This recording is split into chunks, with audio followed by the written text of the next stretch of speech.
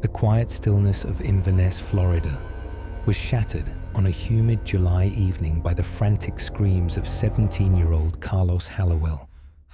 Hysterical and breathless, the teenager told 911 operators he had just awoken from a nap to find his adoptive mother, Denise Hallowell, unresponsive in their master bedroom. First responders arrived to a scene of horrific violence that contradicted the peaceful suburban exterior. Denise had been brutally attacked, the victim of an axe assault and strangulation that suggested a rage far deeper than a random burglary. Initial sympathy for the grieving honor student quickly evaporated as detectives peeled back the layers of his story. While Carlos played the role of the traumatized orphan, investigators uncovered a darker motive simmering beneath the surface, a desire for freedom fueled by Denise's substantial life insurance policy and estate. The investigation turned on a pivotal contradiction found not in blood spatter, but in data. Carlos claimed to be asleep during the murder, but digital forensics and time-stamped records painted a different picture. His own device activity, coupled with inconsistencies in his timeline, dismantled his carefully constructed alibi, transforming the image of a bereaved son into that of a cold-blooded killer driven by greed. Before we continue with this disturbing case, please subscribe to our channel if you haven't already, and let us know in the comments where you're watching from. Your support is what allows us to continue bringing these important stories to light. In the quiet, sprawling expanse of Perry Township, Ohio, the winter of 2005 settled over the landscape with a suffocating grayness that mirrored the atmosphere inside the Guilfoyle residence. To the casual observer, the single-story home on the suburban street appeared unremarkable, a standard fixture of the American Midwest, where privacy is currency, and neighbors often know each other only by the make of the cars in the driveway. However, behind the closed doors of the home shared by 51-year-old Hillary Guilfoyle and her 17-year-old son, Devon, the structure of a family was rapidly disintegrating under the weight of financial ruin and a chilling, unseen resentment. The illusion of normalcy was a thin veneer, maintained largely by Hillary's desperate attempts to keep appearances afloat, while the foundation of their lives rotted away, dollar by dollar. Hillary Guilfoyle was a woman defined by a profound, if increasingly exhausted, devotion. As a single mother who had adopted Devon, she had poured the entirety of her emotional and financial resources into raising him. Friends and acquaintances described her as a woman who wanted nothing more than to provide a stable life for her son. Yet the economic reality of their existence in Stark County was harsh. By early 2005, Hillary was drowning. The utilities were frequently on the verge of disconnection. Foreclosure notices were becoming a terrifying reality, and the daily grind of making ends meet had worn her down to a state of chronic fatigue. She was a woman operating at the very limit of her capacity, driven by love but cornered by poverty. In stark contrast to his mother's weary resilience, Devon Guilfoyle was a teenager vibrating with a dangerous sense of entitlement. At 17, he stood at the threshold of adulthood, but his psychological landscape was devoid of the empathy or maturity required to navigate their shared struggles.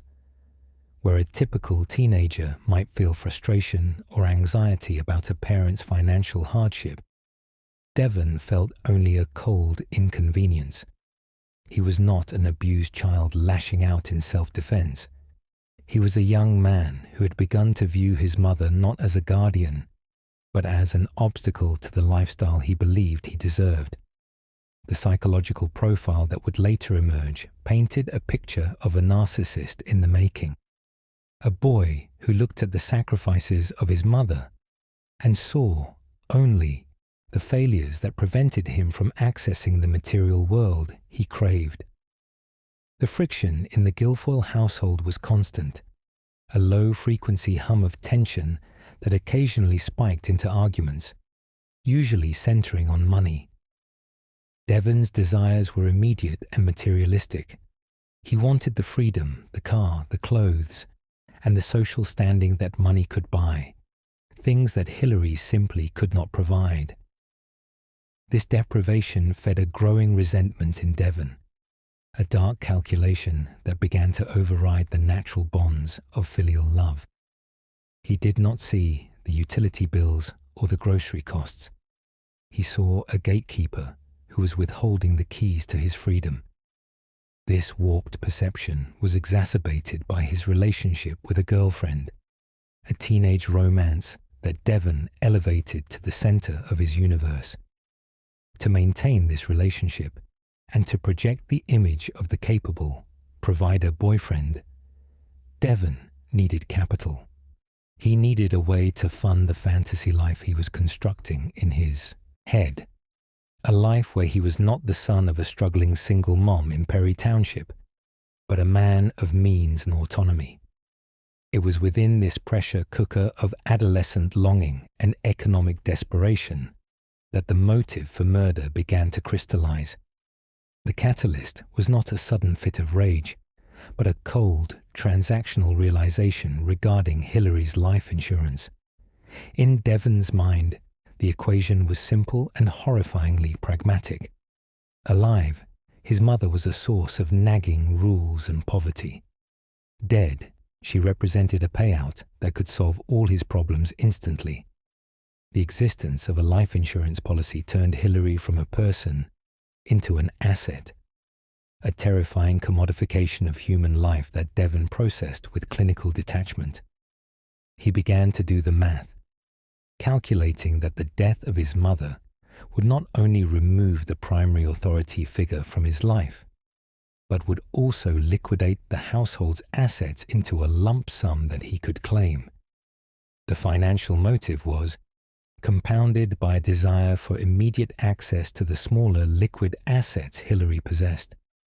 Her credit cards and her bank account, though meager by adult standards, represented a fortune to a 17-year-old with no income.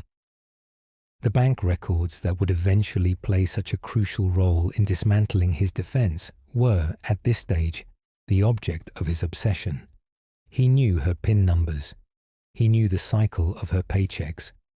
He watched her manage the little money they had, not to learn responsibility, but to learn the mechanisms of theft. The tragedy of the situation was absolute. While Hilary worried about keeping the heat on for her son was calculating how quickly he could drain her accounts once she was gone. To prepare the ground for what he intended to do, Devon engaged in a sophisticated campaign of manipulation that belied his age. He began to plant seeds of a false narrative among his friends and his girlfriend. He painted a picture of a home life that didn't exist, describing his mother as unstable, depressed, and suicidal. This was the illusion of normalcy inverted. He used the very real privacy of their home to fabricate a story of mental health crisis that would serve as his cover. By telling people that Hilary was despondent, he was preemptively writing the script for the coroner. He was setting the stage for a tragedy that the community would accept with sad shakes of the head, a suicide driven by financial despair. It was a strategy of chilling foresight. He leveraged the very real struggles Hilary faced, the debt, the stress, and twisted them into a justification for her impending death. He weaponized her hardship against her. The disconnect between Devon's external persona and his internal machinations was profound. At school or with friends, he could appear charming, if a bit edgy, the typical teenage rebel. He boasted of things he didn't have and made plans for a future that was entirely dependent on a criminal act. He spoke to his girlfriend about a life they would start together, a life that would begin away from the suffocating atmosphere of Perry Township. He promised her that things were going to change, that he would soon come into money. These were not the idle daydreams of a boy wishing for a winning lottery ticket. They were the sworn statements of a predator waiting for the right moment to strike. The bank records that would later be pulled by investigators would show a complete lack of income for Devon, highlighting the impossibility of his promises absent of violent intervention. Inside the house, the atmosphere grew toxic. Devon's behavior became increasingly erratic and hostile, yet he was careful to maintain the facade of the grieving son-in-waiting to the outside world. He studied his mother's routine.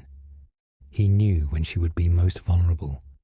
He knew that the isolation of their home, combined with the winter weather that kept neighbors indoors, provided the necessary cover for his act. The plan was not complex, but it was brutal. Strangle her, stage it as a suicide, and then access the funds. The brutality of the method, strangulation, speaks to a personal, visceral level of violence, yet Devon approached it as a necessary chore. The week leading up to the murder saw the tension in the Guilfoyle house reach a breaking point. Hilary was reportedly stressed about an upcoming bill, a mundane trigger that perhaps signaled to Devon that the time was now. He saw the walls closing in on their finances and realized that if the house was lost to foreclosure or if the utilities were cut, the stability he needed to execute his plan might vanish. He needed to act while they still had a roof, while the setting for the suicide was still intact. The urgency was dictated by the very bank records he coveted. The accounts were draining, and he needed to secure what was left and the insurance payout before the system collapsed entirely. Devon's interactions with his girlfriend during this period were intense and focused on their future. He was building a castle in the sky, constructed on the foundation of matricide. He needed a car. He needed cash for dates. He needed to sustain the lie of affluence he had pitched to her. The pressure to perform this role of the provider was a driving force. In his warped worldview, the love and validation of his girlfriend were paramount, and his mother was merely the debris blocking his path to happiness. He had completely dehumanized Hilary. She was no longer the woman who had adopted him and cared for him. She was a walking ATM with a PIN code he was dying to enter. As January progressed, the silence in the Guilfoyle home deepened. Devon stopped arguing. He stopped fighting over the small things. To Hilary, this might have looked like a reprieve, a sign that her teenage son was finally settling down or maturing. In reality, it was the calm of a hunter who has finished stalking and is now simply waiting for the shot. He was mentally rehearsing the act, steeling himself against the natural human instinct that forbids violence against one's creator. He dissociated from the reality of the violence, focusing entirely on the aftermath, the money, the freedom, the girl. The bank records, which would later serve as the silent witnesses to his crime, lay dormant in the system, waiting to be activated. Hilary's modest balance, her credit limits, the life insurance policy filed away in a drawer. These were the elements of Devon's obsession. He had no alibi for his greed. While he could later try to fabricate an alibi for his location, he could never fabricate an alibi for the motive. The financial trail he was about to create would be indelible. Every swipe of the card he planned to make after her death would be a timestamp of his apathy. The tragedy of Chapter 1 in this story is the total invisibility of the threat to Hilary. She went to sleep in her home, worried about bills, completely unaware that the boy she raised was counting down the hours until he could cash her in. The illusion of normalcy was absolute until the very moment it shattered. The neighbors saw a quiet house. The school saw a standard student. The bank saw a struggling mother. Only Devon saw the opportunity for a payout. His background, a seemingly integrated adoption, a standard suburban upbringing, provided no warning signs loud enough to alert the authorities. The motive was hidden in the banal details of household finance and teenage angst, camouflaged by the privacy of the family unit. It was a crime born not of passion, but of a cold, hard look at the ledger of their lives, where Devon decided that the red ink of their poverty could only be erased by the blood of his mother. This was the prelude to the act, a quiet, terrifying calculation made by a 17-year-old boy who decided that his mother's life was worth less than the insurance check he hoped to collect. The investigation into the death of Renette Darrant did not begin with the discovery of a body, but with a silence that grew too loud to ignore. It was early April 2012 in North Miami Beach, a time when the humidity begins to settle heavily over the city, trapping scents and heat close to the pavement. For the residents of the apartment complex on Northeast 191st Street, the first sign that something was wrong inside the Darrant household was not a scream, but a subtle cloying odor that began to seep from beneath the front door of Unit 4, mingling with the smell of stale cleaning chemicals. Renette Darrant, a 35-year-old mother known for her punctuality and dedication to her work, had vanished from the grid. She had not shown up for her shifts, her phone went unanswered, and her family's texts drifted into the digital void. The timeline of betrayal, which would later be reconstructed with agonizing precision by homicide detectives, began to unravel on the morning of April 4th. Police arrived at the apartment for a welfare check, prompted by a concerned family member who had been unable to reach Renette for days. The officers approaching the door noted the silence. There was no barking dog, no television humming, just the stillness of a residence that had been holding a secret for too long. Upon entering the apartment, the sensory assault was immediate. The air conditioning was running, battling a smell that every seasoned officer recognizes instantly, the distinct sweet rot scent of decomposition. However, this smell was layered beneath an overpowering aroma of bleach, laundry detergent, and air fresheners. It was a chemical mask, a crude attempt to scrub the atmosphere clean. The apartment itself was in a state of chaotic disarray, but not the kind associated with a struggle. It was the disarray of negligence, empty food containers, discarded cups, and the lingering debris of social activity. It looked less like a crime scene and more like the aftermath of an unsupervised weekend party. The search led officers to the master bedroom. The door was closed. Inside, the chemical smell was strongest. On the bed, a bundle lay wrapped in sheets, the contours unmistakably human. When the layers of bedding were peeled back, investigators found the body of Renette Darrant. She was in an advanced state of decomposition, her body bloated and discolored, marking the passage of several days since her death. The initial visual assessment by the medical examiner's office would later confirm the brutality of her end. But even in that dim room, the violence was evident. The scene was not one of accidental death or natural causes.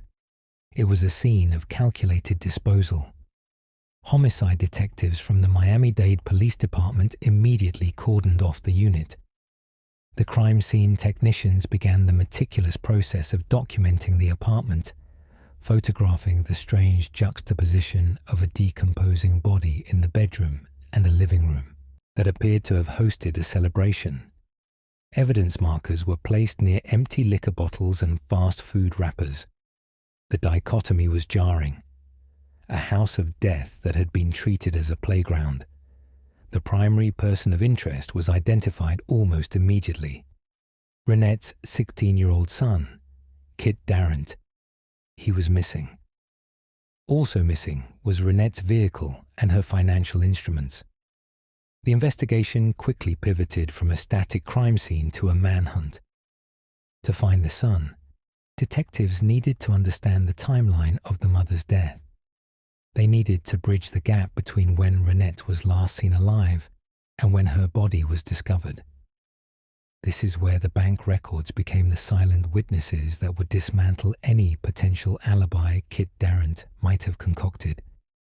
In the modern age, money leaves a trail more distinct than footprints. Detectives subpoenaed the financial records for Renette Darrant's bank accounts and credit cards immediately. The data that flooded back provided a chillingly precise roadmap of the days following the murder. The records did not show a grieving son or a household in crisis. Instead, they showed a spree of indulgence. The timestamps on the transactions allowed investigators to reconstruct the lost weekend of Kit Darrant. The timeline established by the medical examiner placed the time of death roughly 3 to 4 days prior to the discovery of the body. This coincided with the sudden cessation of Renette's outgoing communications. According to the reconstruction, the murder likely occurred on the evening of March 27th, or the early hours of March 28th.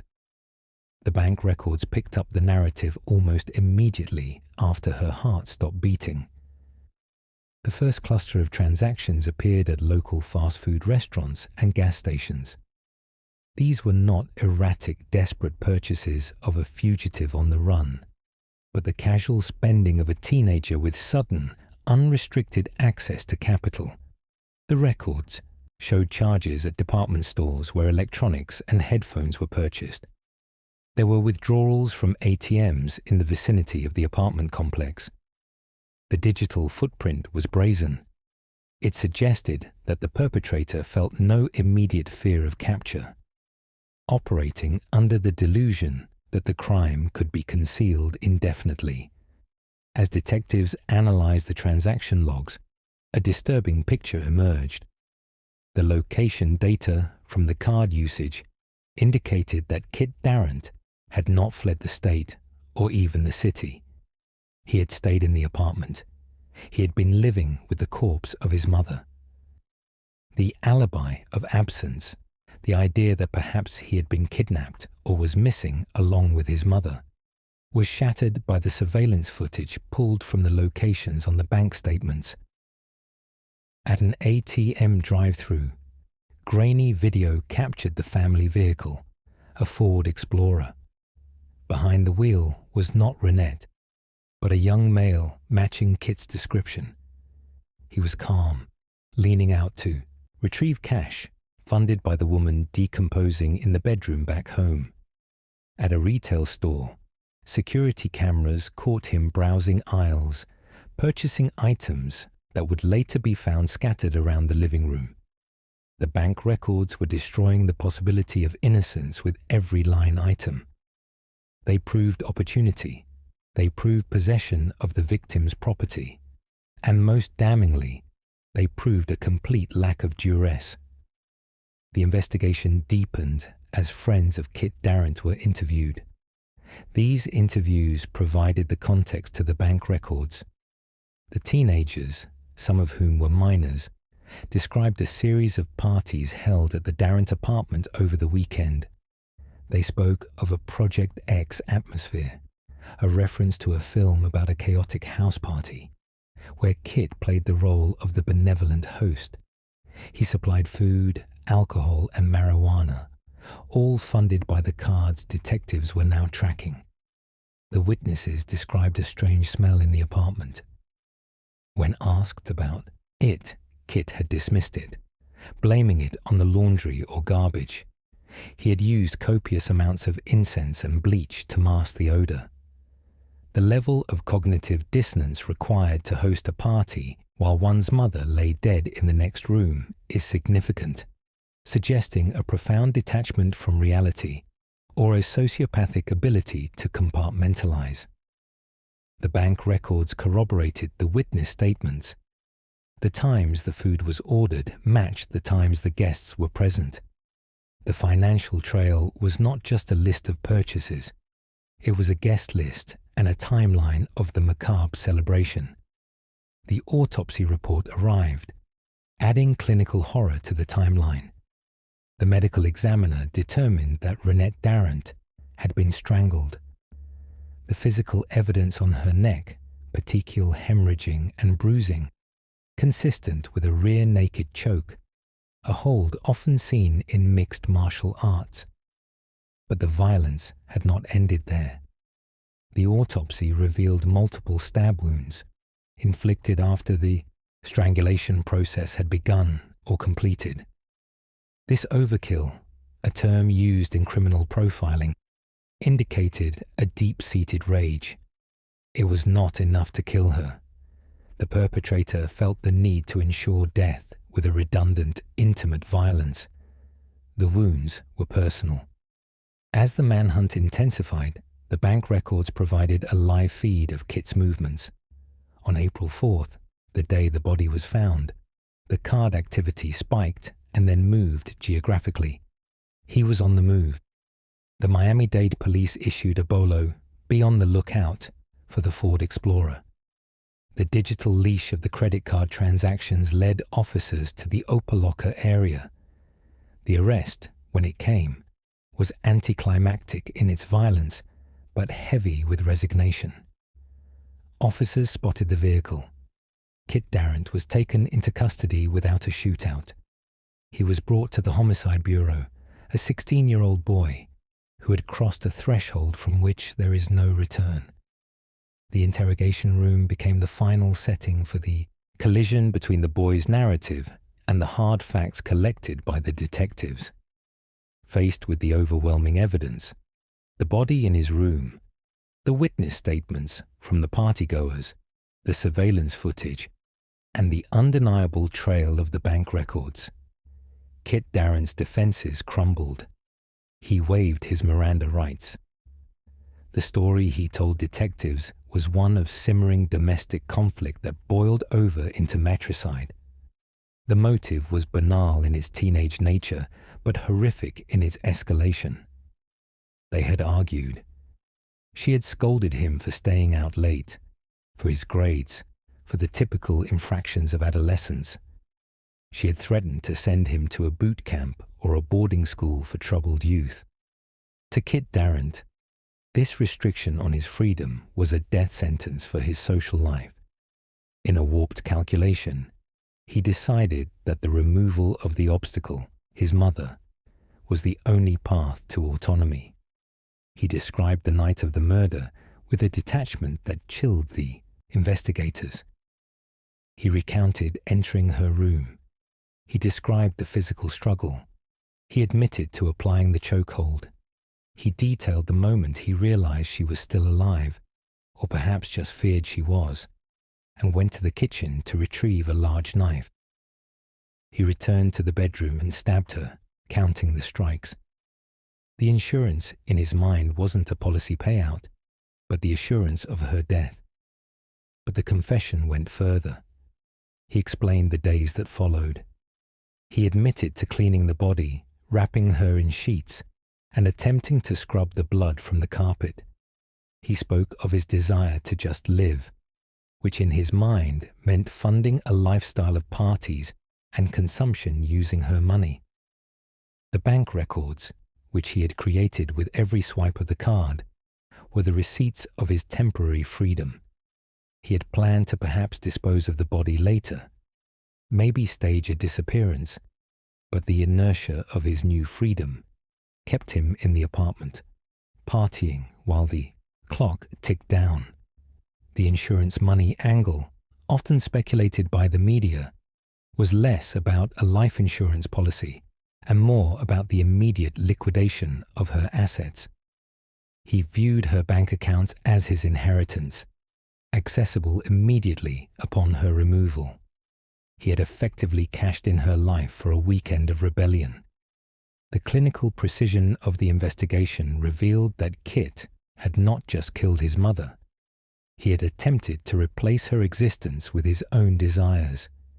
He used her car, her home, and her money to construct a fantasy life where he was the master of his domain. The tragedy was compounded by the presence of a younger sibling. Reports indicated that Kit had dropped his 3-year-old brother off at a relative's house, or kept him in a separate part of the home during the initial aftermath, shielding the child from the physical body, but orphaning him in the most violent way possible. The legal proceedings that followed were a formality in the face of the evidence. Though he was a minor, the severity of the crime, first-degree murder with a weapon, meant he would be charged as an adult. The bank records served as a pillar of the prosecution's case, proving premeditation and a lack of remorse. They showed that immediately after killing his mother, his thoughts turned not to panic or regret, but to acquisition. In the courtroom, the timeline was laid out for the jury. March 27th, the argument. March 28th, the murder and the cleanup. March 29th through April 3rd, the parties, the shopping sprees, the fast food, the ATM withdrawals. The prosecutor traced the path of the Ford Explorer using the financial data points, drawing a map of a killer who was hiding in plain sight. The defense could offer little against the weight of the forensic and financial evidence. There was no insanity plea that could explain the calculated nature of the cover-up or the social functioning required to host parties. There was no alibi because the bank records placed him squarely in the role of the beneficiary of the crime. Kit Darrant accepted a plea deal to avoid the uncertainty of a trial that could end in a life sentence without parole, although the sentence he received was effectively life. He was sentenced to 28 years in prison. The judge noted the callousness of the crime, the betrayal of the maternal bond for reasons that amounted to teenage rebellion and greed. The case remains a harrowing study in the psychology of matricide. It highlights a specific, terrifying subset of juvenile offenders, those who view their parents not as authority figures to be obeyed or rebelled against, but as obstacles to be removed. The role of the bank records in this case was pivotal. In an era before ubiquitous digital surveillance, a killer might have had a window of time to fabricate a story. But Kit Darrant lived in a world where every action generated data. His desire for the money, the very thing that motivated the crime's aftermath, became the mechanism of his capture. He traded his mother's life for a few $1,000s in credit limit and a weekend of parties, and in doing so, he wrote his own confession in the ledger of the bank's database. The narrative of the murder of Renette Darrant is a grim reminder of the fragility of safety within the home. The investigation proved that the most dangerous person in Renette's life was the one she had raised. The clinical details, the chokehold, the knife, the bleach, the parties, paint a portrait of a disconnect so profound it defies easy categorization. And at the center of the investigation stood the bank records, the unblinking eye that watched a son spend his mother's money while she lay dead in the next room, dismantling his alibi transaction by transaction.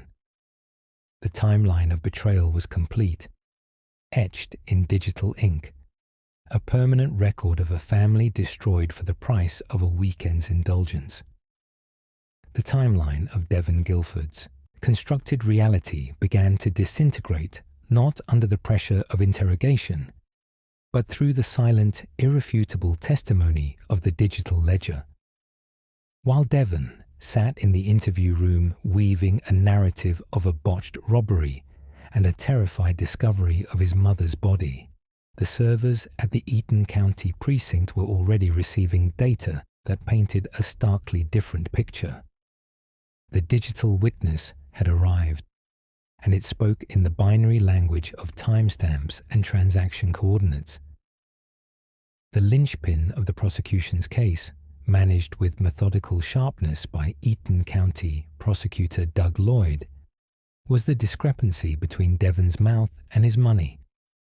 Devon had claimed he was away from the home in Mullican, Michigan, driving to his girlfriend's house in Sunfield during the window of Sharon Guilford's death. He insisted that upon returning, he stumbled upon the grisly scene and immediately sought help.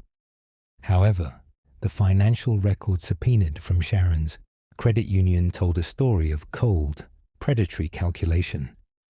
At the center of this digital web was a transaction log from a sterile fluorescent-lit ATM just miles from the crime scene.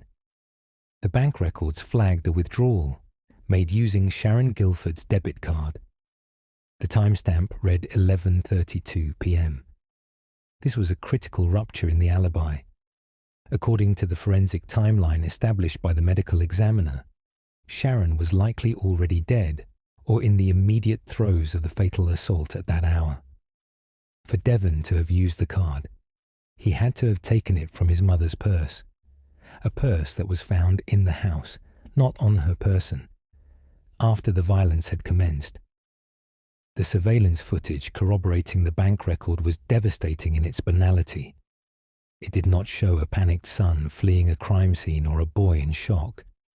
It showed Devon Guilford, calm and composed, interacting with the machine. The glow of the ATM screen illuminated a face devoid of the hysteria he would later affect for the 911 dispatchers. He withdrew cash. Funds he believed were the first installment of his new life, a life he had convinced himself would be funded by a $500,000 life insurance policy he mistakenly thought he was the sole beneficiary of. This specific withdrawal, a mere prelude to the insurance payout he fantasized about, served as the anchor that dragged his defense into the depths. Further complicating his defense were the cellular records. The digital witness extended beyond the bank. It lived in the cell towers that dotted the rural Michigan landscape. Prosecutor Lloyd prepared to show that Devon's phone was pinging towers that placed him at the residence during the time he claimed to be in transit. The text messages he sent to his girlfriend, mundane updates about his evening and plans to see a movie, were revealed not as genuine communication, but as digital breadcrumbs dropped to lead investigators away from the truth. They were artifacts of premeditation, time-stamped lies sent while his mother lay dying or dead in the adjacent room. Faced with this insurmountable wall of electronic evidence, the legal strategy of the defense crumbled. The plan to possibly argue self-defense or a sudden break in sanity was untenable against the premeditated nature of the theft. You do not withdraw cash from your victim's account in a calm stupor if you have just killed them in a blind rage of self-preservation. The theft implies a motive distinct from survival. It implies greed. Consequently, the trial that the community of Eaton County had braced for never materialized in its full theatrical capacity. Instead of facing a jury that would inevitably be swayed by the graphic autopsy photographs and the cold ATM logs, Devon Guilford entered a plea of no contest to first-degree murder. The sentencing hearing, held in August 2015, before Judge Thomas Wilson, became the final stage for the revelation of the tragedy's scope.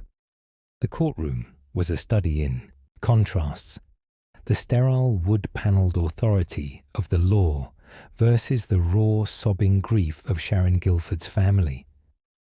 Devon appeared in the orange jumpsuit of the Eaton County Jail, shackled, his demeanor shifting between the awkward politeness of a teenager and the blank affect of a convict who has accepted his fate. Judge Wilson, a man who had presided over countless tragedies, seemed visibly disturbed by the specifics of this case. The pre-sentencing report detailed the sheer brutality of the act. Sharon had not merely been killed, she had been obliterated. The digital evidence had provided the timeline, but the physical evidence provided the horror. The court heard how Devon stabbed his mother 80 times during the altercation.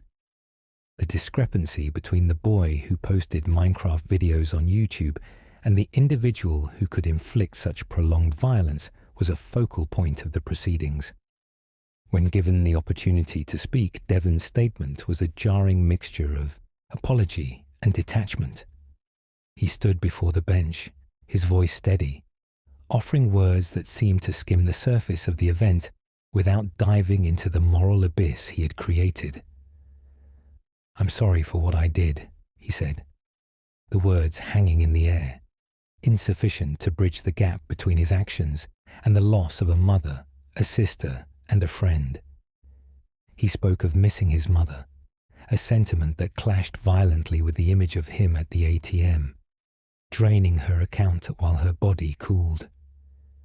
Prosecutor Lloyd did not let the courtroom forget the motive. He hammered home the reality that this was a crime born of entitlement and delusion. Devon had killed not because of abuse, not because of immediate danger, but because he wanted independence and believed his mother's death was the quickest route to financial autonomy. The tragedy, Lloyd noted, was compounded by the fact that the insurance payout Devon coveted likely would never have gone to a minor directly, and the policy amounts were not what he had imagined. He had traded his mother's life for a fantasy. The victim impact statements were a harrowing procession of grief.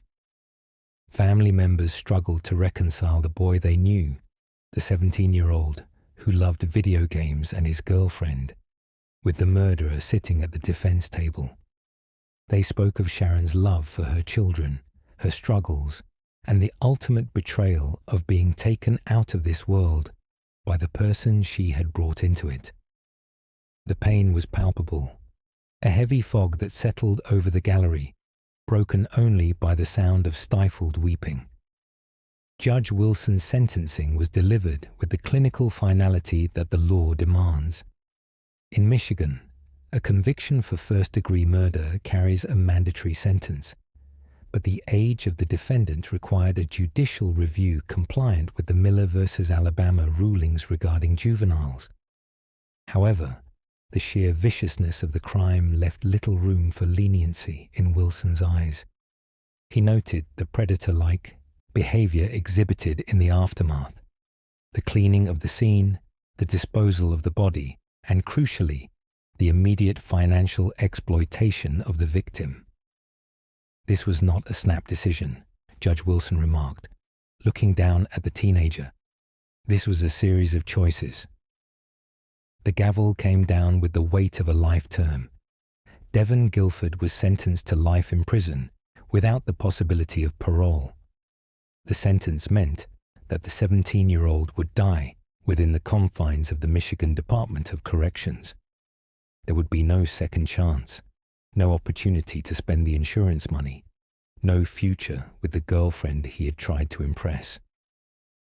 As the deputies moved to escort him out, the finality of the digital witness's testimony was realized. The bank records, the cell phone pings, and the surveillance footage had done their job. They had stripped away the alibi, exposed the lie, and locked the cell door. Devon was led away, leaving behind a courtroom stunned by the senselessness of a matricide fueled by a misunderstanding of a life insurance policy and betrayed by the unblinking eye of a bank machine. The digital footprint he left behind was indelible, a permanent record of the moment a son chose greed over blood. The resolution of the case against Kit Darrant did not end with a dramatic jury verdict, but rather with a quiet, chilling admission of guilt that echoed the cold calculation of the crime itself. As the judicial process in Miami-Dade County ground toward its conclusion, the narrative of a grieving son had long since disintegrated, dismantled piece by piece by the forensic accounting that laid bare his movements. The bank records, initially just columns of numbers and transaction codes, had become the silent witnesses that destroyed his alibi and sealed his fate. These digital footprints painted a picture of a teenager who, rather than mourning a missing mother, was actively financing a life of leisure with the very assets he had killed to acquire. The prosecution's case rested heavily on the stark contrast between Darrant's verbal statements and the undeniable reality of the financial data. In the days following Renette Darrant's death, while her body lay decomposing in the bedroom of their North Miami Beach apartment, the bank records told a story of indulgence. Investigators had correlated the transaction timestamps with surveillance footage, creating an irrefutable timeline. When Darrant claimed his mother was away on business, the records showed her credit cards being used at local cinemas, fast food restaurants, and retail stores. The timestamp on a receipt for trash bags and cleaning supplies, purchased with Renette's own money, coincided perfectly with the forensic estimate of when her body was wrapped and hidden. This financial trail did more than just place Darrant at the scene. It illuminated the utter lack of remorse and the predatory nature of the matricide. The motive was not a sudden snap of rage, but a sustained effort to inherit her assets and live without supervision. In the courtroom, the psychological dimensions of the aftermath took center stage. Psychological evaluations presented during the sentencing phase depicted a young man with a profound detachment from the gravity of his actions. The defense sought to portray Darrant as a troubled youth overwhelmed by circumstances, but the prosecution pointed to the calculated cleanup and the parties he attempted to host while his mother's corpse remained in the home. The bank records served as the backbone of this characterization, proving that his priority immediately following the murder was not panic or regret, but the maintenance of a facade funded by the victim. The clinical precision with which he managed her finances while ignoring the reality of her death spoke to a dangerous level of narcissism. The sentencing hearing before Judge Randy Thomas was the final act in this tragedy. Darrant, facing the possibility of life in prison, had accepted a plea deal. He pleaded guilty to second-degree murder, a legal maneuver that spared him from the maximum penalty, but guaranteed he would spend the majority of his adult life behind bars. Judge Thomas, in reviewing the details of the matricide, noted the particularly heinous nature of the crime, the betrayal of the maternal bond for material gain. The sentence handed down was 28 years in state prison. It was a punishment that sought to balance the severity of the offense with the defendant's youth, yet it offered little solace to the fractured remnants of the family. The legacy of the crime extended far beyond the prison sentence. The most tragic figure in the aftermath remained Darrant's younger brother, who was only 3 years old at the time of the murder. The toddler had been present in the apartment for days, while his mother lay dead, and his brother played the role of the carefree bachelor. The psychological impact on the surviving child, who was eventually taken into the care of relatives, became a silent, enduring wound. The family was left to grapple with a dual loss: the violent death of Renette and the monstrous transformation of Kit. The insurance money and inheritance that Darrant had so desperately sought became frozen assets, tied up in legal battles and the grim reality of the Slayer rule, which prevents a murderer from inheriting from their victim. As Kit Darrant was led away to begin his sentence, the apartment in North Miami Beach stood as a hollow monument to the events that had transpired. The smell of decomposition that had once alerted neighbors was gone, scrubbed away by professional cleaners, but the stigma remained. The community was left to process how a 17-year-old student could harbor such lethal resentment masked by a polite exterior. The bank records, having served their purpose in court, were filed away into evidence archives, the final unchangeable proof that greed had overridden the most primal of human bonds. In the end, the money Darren stole bought him nothing but a few days of fantasy and decades of confinement, leaving behind a legacy defined not by the wealth he coveted, but by the devastating silence of a mother who would never return. The murder of Marilyn Holly by her 17-year-old son, Deontay Holly, stands as a chilling testament to the terrifying capacity for dissociation within the human mind. To strangle the woman who gave him life required a psychological break from empathy that is difficult to comprehend, a moment where a mother ceased to be a parent and became merely an obstacle to financial gain. Deontay did not see a human being in those final moments. He saw a set of car keys and a bank account. This level of callousness suggests a profound emotional void, one that allowed a teenager to commit matricide with his bare hands and immediately pivot to the banality of withdrawing cash from an ATM. The resolution of this case rested not on a confession or an eyewitness, but on the unassailable precision of modern banking technology. While Deontay attempted to construct a narrative of innocence, claiming he had been asleep or away when the crime occurred, the digital footprint of his mother's finances told the true story. The bank records served as the silent witness that destroyed his alibi, providing a time-stamped roadmap of his greed. Every transaction recorded at the ATM was a digital indictment, placing him in possession of her card and stealing her money at the exact moments he claimed to be grieving or oblivious.